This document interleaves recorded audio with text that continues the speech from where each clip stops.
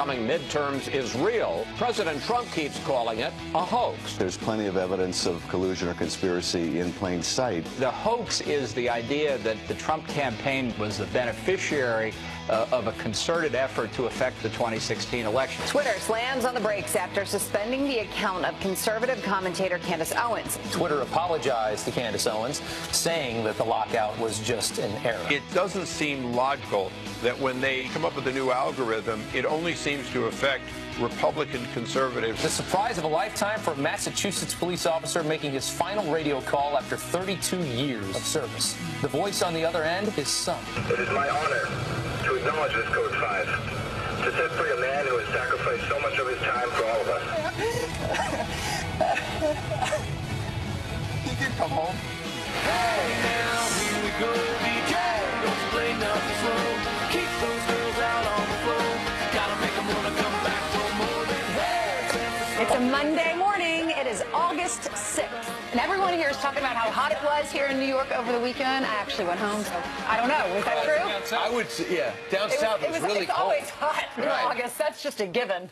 Especially South Carolina. People don't complain in South Carolina, but it's way too hot. It is very hot, but there's so many benefits. It ain't the heat, it's the humidity. We had a lot of heat yesterday, and we had a lot of rain on Saturday. That's what you missed. All right. Meanwhile, there was a lot of heat. The president had a rally. There's a special election coming up Tuesday, so he's trying to rally people in Ohio, which is usually a big-time red district. They're having some trouble. The Republicans having some struggling right now, so we'll have to see how that comes out. So there's drama built into the week already. That's right. That district is currently a dead heat. That's why the president went out there. Meanwhile, we're going to talk a little bit about the second city, Chicago, and we start with a Fox News alert. A terribly violent and bloody weekend in Chicago has ended with at least 10 people dead after dozens, I mean dozens, shot. Rob Schmidt joins us live with the disturbing numbers. Rob, some people calling it a war zone. Yeah, that's right. This is mostly the south side of Chicago, another summer weekend there. One Chicago paramedic describing the city as a war zone. Ainsley, here's a breakdown of the shooting numbers from over this weekend alone. Between Friday and Sunday, 63 people were shot in the city of Chicago. 10 of those victims at this point have died. One of them, a 17-year-old boy who was just riding his bike. 34 of the 63 were shot between Saturday and Sunday morning alone, and 25 people were wounded within a 2.5-hour period over the weekend. We are the ones who can stop the violence in our own neighborhood.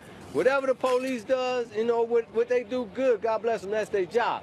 And at the same time, we cannot keep tying these police hands.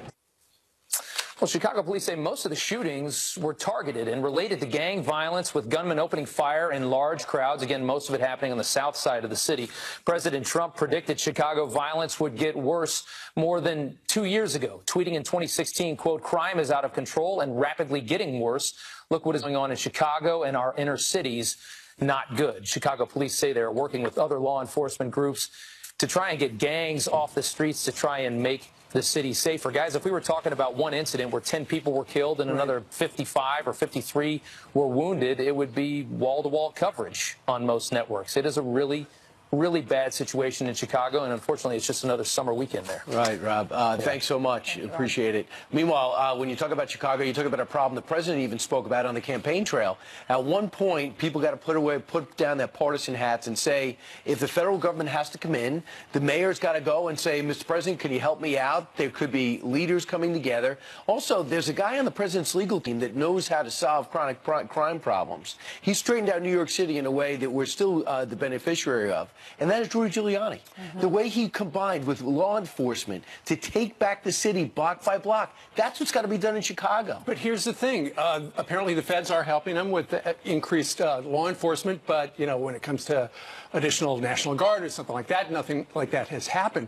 But I was reading the Chicago Tribune in the last hour, and the gangs are unafraid of any repercussions by the cops. And that's why they're going by, and keep in mind, Lollapalooza was this weekend, so there was increased police presence in wake of what happened out in Vegas, and they targeted people just standing around there. They targeted people who were standing on a porch after a funeral and a block party. They feel that they can shoot into a group and there will be no repercussions. There was a group just standing around talking, and there were children there and adults. A 14-year-old wounded this weekend, 11-year-old wounded this weekend, a 17-year-old killed. The mom was saying, this is just senseless. They took my baby. A 19-year-old shot in the back of the head. Finally, people in that community are standing up. They're protesting. They're calling out the mayor. They're saying, why do you keep getting reelected? Do something about this. The president, when he was on the campaign trail, said, if I have to, I'll send in the feds, or said that right after he was elected. This is a retired Chicago police sergeant, and he's calling out the mayor as well. Listen. The mayor's, buckling under the Department of Justice, ACLU, Black Lives Matter, everybody else to get a consent decree, and he's not letting the people that do the effective policing have a voice in what they need to improve the conditions. What could he do to make things better? Abdicate his throne. Oh, man. As bad as it is, I was reading as well that local authorities are saying that gun violence is decreasing. The Chicago Tribune says there were 533 fewer shootings as of this weekend than there were last year. Unbelievable. Wow. Is the president going to do something? Stay tuned, because the people out in Chicago want him to. All right, yesterday on the Sunday shows, of course, you can't have a Sunday show without opening up and talking about the collusion and the Mueller investigation. And one thing that I think that this Margaret Brennan is doing a great job on Face the Nation. And here's his with talking with Adam Schiff, and basically asked her, so far, despite what you keep saying and keep indicating, has there been any proof of collusion or conspiracy with the Trump administration when he was a candidate? Listen. I think there's plenty of evidence of collusion or conspiracy in plain sight. Now, that's a different statement than saying that there's proof beyond a reasonable doubt of a criminal conspiracy. Bob Mueller will have to determine that. Well, then Trey Gowdy went on to say, he was on another show, he said not one scintilla of evidence. He disagrees with Adam Schiff. He said, rest assured, Adam Schiff would have leaked it if there were evidence. That's right. John Bolton, however, who's part of the president's team, said, what's he talking about? There's no collusion. What he's saying by the hoax is the idea that somehow the Russians directed and controlled his campaign or direct and control his administration, that there was some conspiracy or some violation of U.S. law. The hoax is the idea that the Trump campaign was the beneficiary of a concerted effort together with the Russians to affect the 2016 election. As to that, I don't think there's any evidence publicly. What John Bolton was trying to say to those people who say the president contradicted his own cabinet secretaries when they came out and talked about the Russian meddling in the past election and fears for this election in that comprehensive, almost unprecedented afternoon press conference in front of the media. And the president went out that night and said, this whole Russian thing's a hoax. What he's trying to say is linking us to the Russian meddling in the election. Right. That's what he's talking about. And by the way, everybody understands the difference. It is totally disingenuous for the press to say the cabinet secretaries are speaking out to contradict the president, who doesn't seem to get it. He gets it. He's the one who told them all to go out and say that. Over on ABC, Jay Sekulow, who is the president's one of his personal attorneys, he said that they are still having conversations with Robert Mueller's team about whether or not the president would testify. They're leaning toward no sit-down, but then again, the president might not take his own lawyer's advice, he said.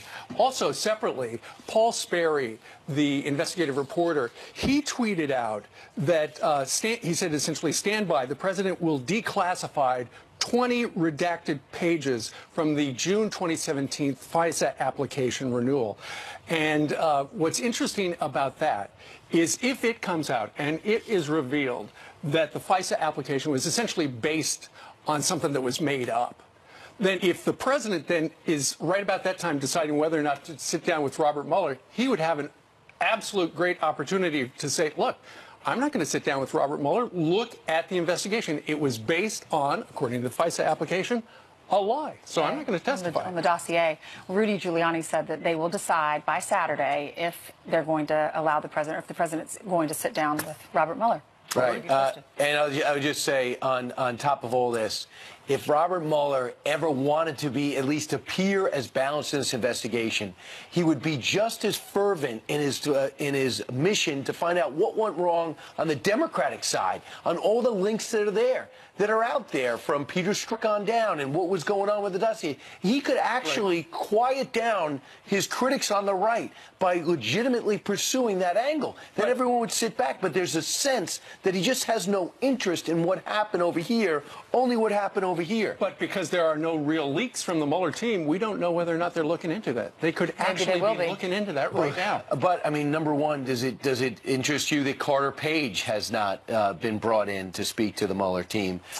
Hillary Clinton has not been brought in to speak to the Mueller team. They have not really re-interviewed Peter Strzok to say, you know, why did you not swear her in when you went one-on-one that Saturday right after the weekend of the 4th of July? All we really know about what the Mueller team is doing is they're prosecuting the case in Alexandria, Virginia right now regarding Paul Manafort. Everything else... We know the witness list. Everything else, we don't know what they're doing with those guys. Well, Marco Rubio said just let it pan out, let it play out, let them figure out the investigation. Hopefully we'll find out some answers soon. It's easy because Marco Rubio's not the one being investigated. Yeah. All right, Jillian has some headlines for us. Hope you had a great weekend. I did, thank you. You too. Good Monday morning. We start with the Fox News alert right now, so let's get you caught up on this. The Trump administration is ready to reimpose sanctions on Iran. The penalties will go into effect just after midnight tonight and will be the first since the Obama-era nuclear deal was scrapped.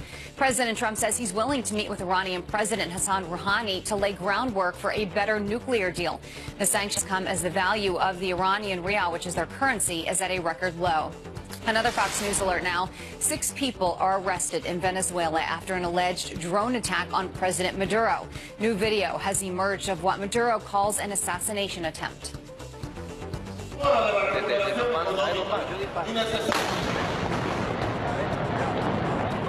Drones reportedly packed with explosives. Look at that, exploding as Maduro spoke during a military parade in the socialist country.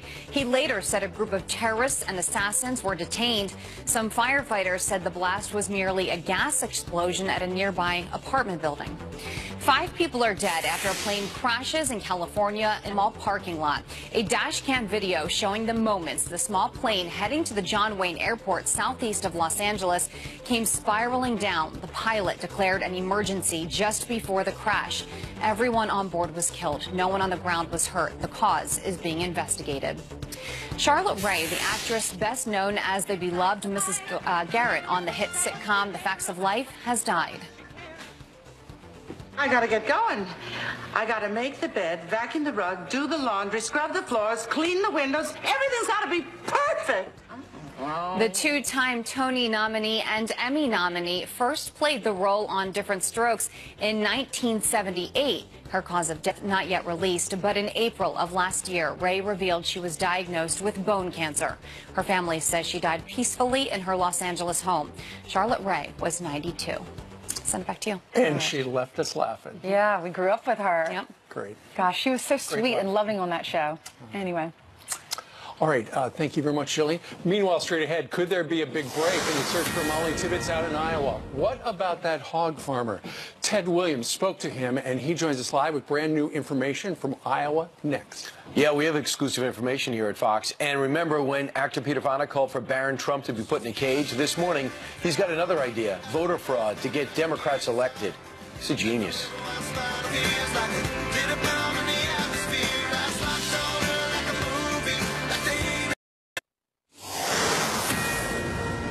I don't even remember what they asked me. It was a waste of my time. I know that. I have no idea what they're doing. Yeah. It's just a bad deal.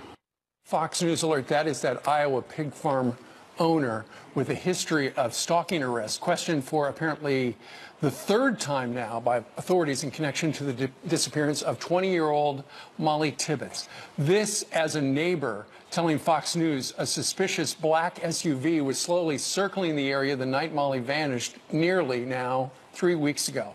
Fox News contributor and former detective Ted Williams spent the weekend working the scene in Iowa. He was there last week as well. He spoke to that farmer, and he joins us from D.C. with the latest. Ted, when you were talking to the farmer, I'm kind of curious. Apparently, he has declined the police's offer to take a lie detector. Why is that? Yeah, you know, that's very interesting. And when I spoke to him, I asked him with some specificity, why won't you take the polygraph? And he said, no, and he continued to say no. I said, well, don't you want to help out there? And he said, yeah, but no, I'm not taking the polygraph, is what he represented. Right. And it sounds like the police have talked to him 2 or 3 times now. Was it on his property that they did find a red shirt that would have matched her red shirt that she might have been wearing in advance of going to work the next day?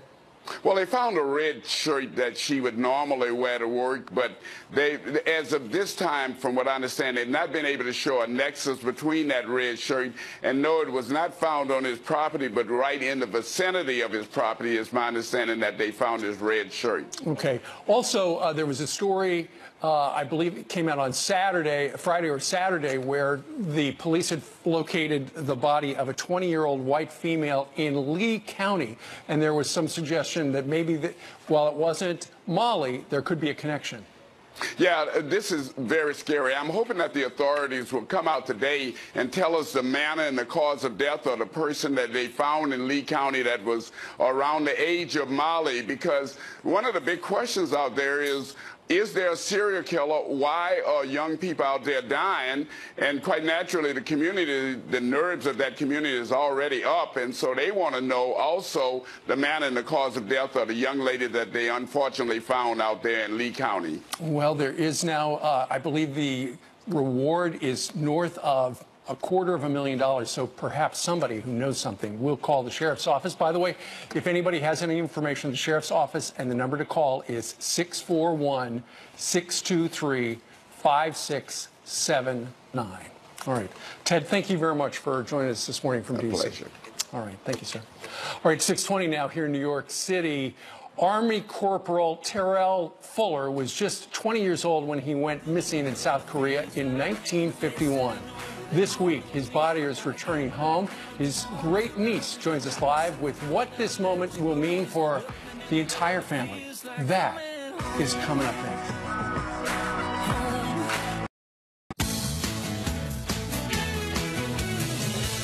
Good morning to you and welcome back. Time for some quick headlines. The man arrested for threatening Congressman Steve Scalise had a stockpile of ammunition. Police say he also had materials and instructions to build bombs. The New Yorker was arrested last week for leaving threatening messages for both Scalise and Congresswoman Kathy McMorris Rogers last month. Scalise was nearly killed in the shooting at a congressional baseball practice last summer. And the son of Osama bin Laden is now married to the daughter of a 9/11 hijacker. The family of the dead terror leader telling The Guardian 29-year-old Hamza bin Laden, here on the left, married the daughter of Mohammed Atta. The family says Hamza is now an al-Qaeda leader himself, vowing to avenge his father's death. Brian. And Ainsley, thank you, Jillian. Defense officials say the remains returned to Hawaii last week could take years to identify. So what do the families of these Korean War service members have to look forward to while they wait? The family of Army Corporal Terrell J. Fuller can tell them the remains of the 20-year-old who went missing in action back in 1951 and was declared dead by the military in 1954 is finally returning home to Georgia this week, and he's going to be escorted by his great-great-nephew, who is also an Army soldier. Here to tell us more is Terrell's great niece, Amy Hicks, and it's her son who will be traveling to Hawaii this week for this great family moment. So, Amy, what's it been like for you since you got word that the remains were there and now you're finally getting definitive answers? It has been amazing. Just a lot of support from the local community. I've had so many calls from news media, just, you know, trying to get the story out there and trying to see what they can do to help make it such an easy process to get him back home. He was 20 years old when he went off to war, so he didn't have a wife, didn't have children. I know he would be so grateful to know that his family is still remembering him. What was it like growing up? Did your family talk about him a lot? I never heard too much about them talking about him. My mother, you know, she was 5 years old when her father passed away. So when Terrell went missing, my mother wasn't born yet. So there wasn't really too much talk about Terrell when she was growing up. She probably heard, you know, his name here and there, but as far as much, you know, learning about him or knowing, you know, about his lifestyle, there wasn't really much talk about that. Why was it important for your son to go and go with the remains as your uncle comes home? It's an honor for him to be able to go out there and get the remains and bring it back. Not only with him being military, it gives him a deeper understanding as to what life in the military means. You know, most people look at the military, you go out there, you're putting your life on the line. This is what you see behind the scenes when, you know, your soldier, your loved one doesn't come back home. And he's actually getting to fit into the scenario of what it would be like if something like that was to happen, you know, somewhere else. Amy, it was very important to us as a channel to cover the remains that were recently brought back, those 55 boxes, because we want to help these families get reconnected to their loved ones and people who made the ultimate sacrifice for us. Your uncle was brought back, I understand, in the 90s, is that right? Because there were remains that were taken to Hawaii back in the 90s. And did your family get Correct. a call then to say your uncle's remains had been found? There was no calls made back in the 1990s. They were not sure of who all the boxes contained back then.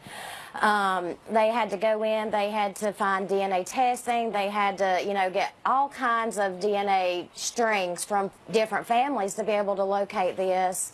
And from what I understand, when his remains were brought over, they actually contained the remains of 5 different soldiers. Wow. So they had to piece together each skeletal, you know, bone and do DNA testing on each specific one in order to determine who was who. So when did you find out that it was your uncle? It was April of this year. All right, and lastly, what about the families wondering if their great uncle or their grandfather or their loved one is in the last shipment? What advice do you have for them? Just hang in there. There's always hope. You can always, you know, just sit back. Provide the DNA testing, definitely. If no one reaches out to you, definitely go on the DPAA website. There's a link on there that you can contact them to, you know, provide your DNA, but always stay in touch with them, keep the DNA going, and just hope for the best. All right. Amy, thanks so much. Amy Hicks, appreciate it. Thank you. And it's wonderful. Your uncle will never be forgotten. Right. And Tell your son thank you for his service. And also, I think everyone should take some time and look up that Korean War. They called it a conflict. The people that fought in the war, it was a brutal war. The Chinese came in. We were unprepared. We ramped up in the middle. And no one ever really gives these veterans the credit they deserve for fighting in that war. And hopefully these Korean War vets will get their time in the spotlight that never came their way. Brian, almost 7,700 remains of Americans are still missing to this day. And the North Koreans have it. Hopefully they'll let us go retrieve it in areas in which they have not gone yet. All right, in other news, 10 killed, 63 shot in Chicago over the weekend alone. And here is a message from one Democrat. We have to make sure that President Trump recognized that not everyone believes that Chicago is a Trump-free zone. That man, Chicago State Democratic Representative LaShawn Ford, joins us live next. And a little bit of quiz here. Where would you rather be, a metal concert or a nursing home? Meet the two guys who broke out to rock out.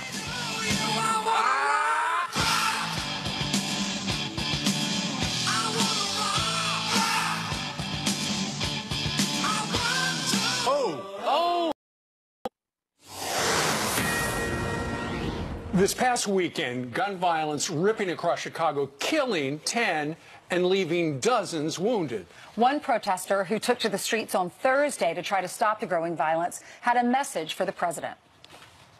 We have to make sure that President Trump recognized that not everyone believes that Chicago is a Trump-free zone. if he's serious about helping the people in Chicago, especially on the west side of Chicago, I accept his help. Wow. Joining us right now to discuss the city, the crisis that it's in, and the carnage that's happening is Democratic Illinois State Representative LaShawn Ford. LaShawn, thanks so much for joining us. I appreciate it. We saw you on the street there. What could you expect, or what do you hope the president does? Well, first of all, thank you for having me, and I'm so happy to be working with your contributor, Deanna Codwell, who's from Chicago. As a Democrat, I come here today calling on the president. He said he wanted to help people in Chicago. I accept that help. That's number one. We have to receive the help from the president of the United States. Illinois is one of the states that sends billions of dollars to the federal government, and the taxpayers of Illinois help now. As a Democrat from Chicago, we are in a state of emergency in Chicago. Over 1,700 people have been shot since the beginning of the year.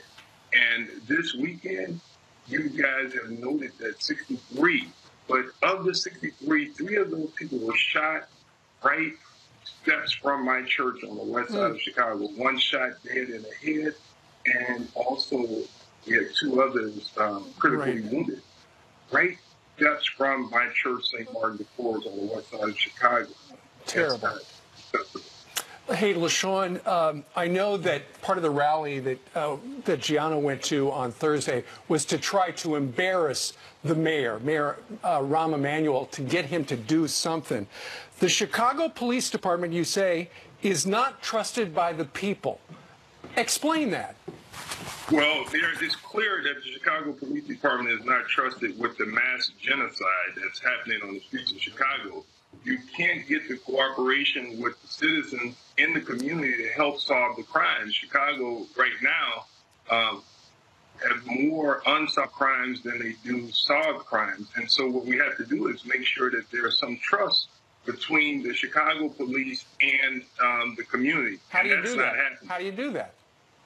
You have to be fair, you have to be honest, and you have to make sure that you're respecting the people that you patrol. I represent a community on the west side that the government allows drugs and gangs to dominate those communities, where senior citizens and children are hostage. They're held hostage in their homes, they're held hostage in their community, and they can't enjoy the liberties that are afforded to them by everyone else, and that's unacceptable. Yeah. And we need the president's help in Chicago because we pay taxes. We send federal money. Illinois is one of the states that sends you guys certainly are taxed. Yes. Yeah, LaShawn. So I know that America, we go on the international community and we help some of the communities that are the most violent. And I know that we can stop the crime in Chicago if we can stop crime and make peace in the countries where I know that it's much more violent and there's more intelligence to it. We can't let the criminals outsmart our most intelligent people in America. We can stop this if we really wanted to. LaShawn, what's your message for your mayor, for Rahm Emanuel? I think the mayor, he must take away the thought that Chicago is a Trump-free zone, because taxpayers deserve to have the president come in and bring resources to the community. We need to make sure that the billions of dollars that we send to Washington comes back, and the mayor should be working closely with Trump. He should be working closely with the Labor Department. He should be working closely with the U.S. HUD, the Surgeon General, because there's so much trauma on the west and south sides of Chicago. We must do everything. LaShawn, he's very focused on he's very focused on people like sanctuary cities. I'm not going to throw the mayor under the bus. I'm going to let him know that I want to work with him. I want to work with the police superintendent, and I want to work with your contributor, Deanna Codwell, so that we can bring the community together and make things work. But as long as we are divided and fighting against the president, it's not going to happen. Okay, there you've got the headline. Chicago is not a Trump-free zone. They need help. LaShawn Ford, a Democratic Illinois state representative, we thank you very much for joining us from your home today. Thank you, sir. And good luck. Thank you, yes. Hopefully the president will bring him to the White House. Bring some representatives to the White House. Find out firsthand what the problem is. And maybe they can help. Yep. Hopefully, those poor moms losing their little ones. An 11-year-old was shot over the weekend. His point about senior citizens and children are hostage. They can't leave their house because they're afraid they're going to get killed. But the other thing is about cops. It's like it's a two-way street. Yeah, they have to. He wants more respect from the cops for the people. You have to show respect to law enforcement too. Absolutely. I mean, somehow that message got to get out. Well, the people don't trust the cops in Chicago, he says, and that is part of the problem. I'll tell you, we trust Jillian. Oh, thank you very much. Yeah. I trust you guys, too. Thank you. Good. Isn't that wonderful? All right, now that we're all happy and trust each other, let's get you caught up on what's going on in California, because at least 20 people are behind bars this morning after violent clashes erupt between two groups of protesters in Berkeley.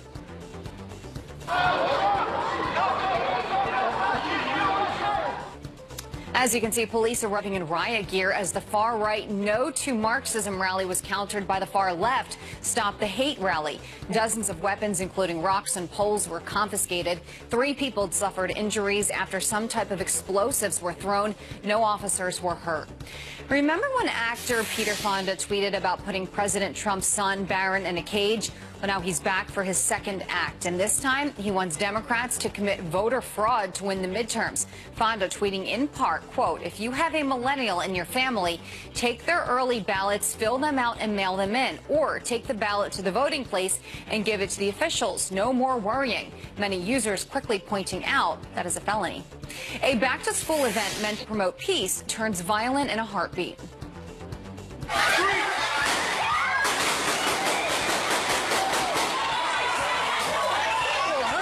Video is hard to watch. Gunfire breaking out during that event at a Florida park. Fortunately, though, the shooting was stopped by a good guy with a gun. The bystander, who was licensed to carry, fired back immediately. The initial shooter was the only person injured.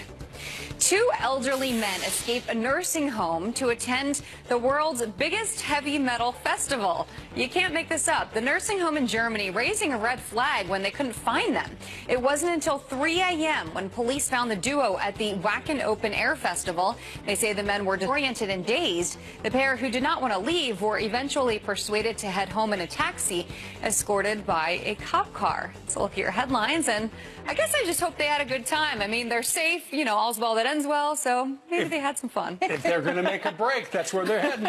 Now we know. The heavy metal concert. Yep. That Brian just calls metal concerts. Right. I'm in the business, so that's right. He shortens it. Right. I get Rolling Stone magazine. What is another metal magazine? Isn't there another? You're the expert. Right. Yeah. A metal magazine. See, If you're in Twisted Sister, please call. I'd like to know what magazines you get. Straight ahead, coming up. One bookstore cashier, tour guide, and diversity peer leader. One school is hiring students to fight social injustice on campus. Wait until you hear how much that job pays.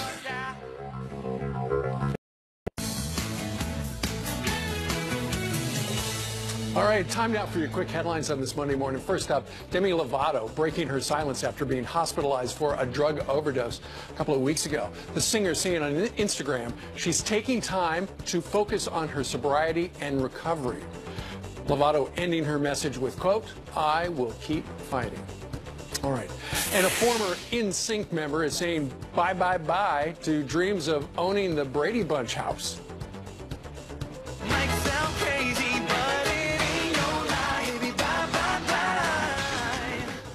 Yeah, Lance Bass isn't going to buy it. He says a Hollywood studio outbid him, even though he claims he was told he won. Winning bid has not been revealed.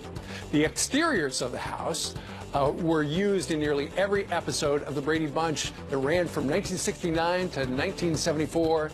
That is the real interior, not seen on TV. Wow, that's pretty. That's a pretty room. Give it to Lance. He wants it. Somebody else bought it. Sorry, Ainsley. That's so cool. All right, Brian, over to you. All right, Ainsley, we'll follow that story throughout the show. I'll continue with this one. Hey, the Trump administration having near unprecedented success confirming nominees to the federal bench. Now, 1 in 7 federal judges are Trump appointees. What impact will this have on an ever-evolving judiciary down the line? Here to break it down, former law clerk himself to Justice Gorsuch, who went on to bigger and better things, and director of the National Security Law and Policy Program at George Mason, Jamil Jafar. Jamil, great to see you. Hey, good to be here, Brian. Well, what an impact he's made already, right? Let's begin. Here we go. This is compared to other presidents. Yeah. President Trump, a year and a half in, has got 24 opportunities. He's filled them. It's really unbelievable. I mean, that's an average of 17 a year. What that means is that by the time he finishes his first term in office, he'll have as many as President Obama in 2 terms, almost double. Right, and this is all just about opportunity. It's just coincidence they happen to be open at this time. But then you got to get them confirmed. The Democrats have been delaying, but they can't deny. That's right, and Mitch McConnell's done a really good job. Chuck Grassie's really kicking butt out there, and they're pushing this ball forward. But the president's really got the responsibility. He's nominated these folks, got great nominees, and they're real rock stars, and they're able to get through the Senate and make it to the judiciary. So what does it mean in terms of a ratio? 1 in 7 of the judiciary, these judges in the circuit court will be Trump appointees. Yeah. Well, look, this is really important. It's all about the stability and the rule of law here. Average Americans will know how the law is going to be for them because they have judges who interpret the law in line with what Congress and the president wrote, not with what they want the law to be. So that's the big worry. That's what Democrats feel as though there is sometimes Republicans accuse Democrats of legislating from the bench, and in theory, Republicans don't do that. Well, exactly. You know, Justice Gorsuch said, you know, judges need to know that they wear robes, not capes. That's a good line, by the way. Did you give it to him? No, that was his. Okay, good. Trump's judiciary legacy so far, the average age of he or she, 49 years old. Yeah. I mean, look, this is a young judiciary. They're on the bench for life. So these folks are going to be there a long time. People like Britt Grant on the 11th Circuit, Mike Scudder on the 7th Circuit, Andy Oldham on the 5th Circuit. These are all very young nominees under the age of 50. You know, up there for a long time. And now here are the ones in the bullpen right now, waiting for their time for confirmation, which Senator Schumer's holding out. You got 10. Well, look, the Democrats are holding them up on the floor. They're making the Republicans run the entire 30-hour post-cloture clock. It's really unfortunate because you've got a huge lineup of nominees, not just judicial nominees, but tons of Trump nominees just stacked up behind these. But Mitch McConnell's doing the right thing and getting these lifetime appointments on the bench. Right, and the whole thing is, which is ironic, is that they have to work in August because Mitch McConnell's saying because you keep delaying, I'm going to make you work in August. Last year there was a big deal to stop the bottleneck. I'm wondering if there might be a big deal now. Well, one can only hope. Obviously, members of Congress want to get out of town, back to their districts for the elections. But at the end of the day, they've got to get the nominees through because these are really important judicial appointments all the way for life. And you got to get to George Mason because school's going to start soon. Exactly. Jamil, thanks so much. Thanks so much, Brian. All right, coming up straight ahead, President Trump warning the Democrats that there'll be a blue wave. Yeah, but he believes that blue wave will be crashing. If the Democrats get in, they're going to raise your taxes. You're going to have crime all over the place. So why would that be a blue wave? I think it could be a red wave. We'll see as early as Tuesday to get an indication last special election. We're breaking down the numbers that could spell trouble for Democrats and might not. Plus, bookstore cashier, tour guide, and diversity peer leader, one school hiring students to fight social injustice on campus. Seriously, that story next.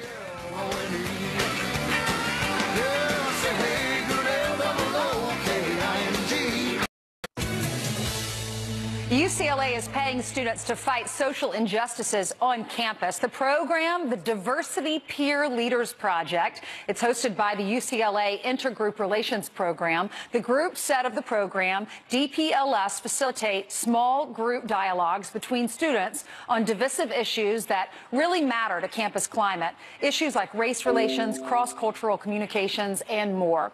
So what exactly are these issues, and how much are students paying to fund the program? With us right now is campus reform correspondent and UCLA student Arik Schneider. Arik, thank you so much for being with us. What do you think about this program? Is it necessary at UCLA? Well, I don't feel like it is necessary. Currently, many of the programs that UCLA already provides, many excellent programs, already cover most of the things that this program is supposed to solve. For example, there's the issue of sexual assaults. We already have many programs that receive hundreds of thousands of dollars to combat that issue. We also see issues like racism and sexism, things that, again, this program apparently claims to cover, but is already addressed through other programs. It's just a waste of student funds to address the leftist agenda. And you have to pay this, right? It comes out of your pocket. You work hard. You have to pay $1,128 in student services fees, along with every other person on your campus. And that money is being spent to hire these diversity peer leaders. Exactly. It's our money going to programs that we just don't support. It's another example of the administration taking our money and using it for things that not a lot of people want. It's something that Campus Reform has reported on. It's something that your own show has covered many times, where college administrators decide to take mandatory student funds and use it to advance their own personal causes. What would you rather do with your money?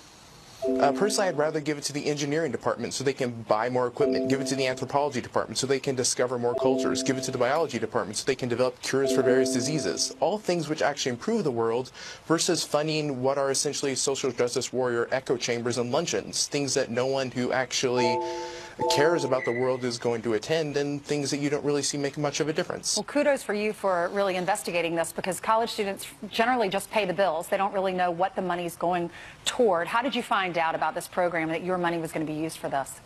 Well, actually I found out about this program because UCLA was nice enough to publish it on their website. And then some other people at Campus Reform actually brought it to my attention. But yeah, kudos to UCLA for at least being honest about it. Unfortunately, we've seen too many times where college administrators don't tell students that their funds are going to support leftist causes and progressive causes until it's too late to do anything about it. But at least this time the administration was very upfront, and they said this is where your money is going to. Unbelievable. All right. Thank you so much for being with us. Appreciate it. All right, thank you. You're welcome. 11 sick and malnourished children rescued over the weekend from a heavily armed New Mexico compound. Sheriffs say that the men running it might have Islamic extremist ties, and it might not be the only compound like it. Plus, the economy is the issue Americans care about the most, according to the polls. So why are ideas like this becoming so mainstream? Health care is a human right and not a privilege. I campaign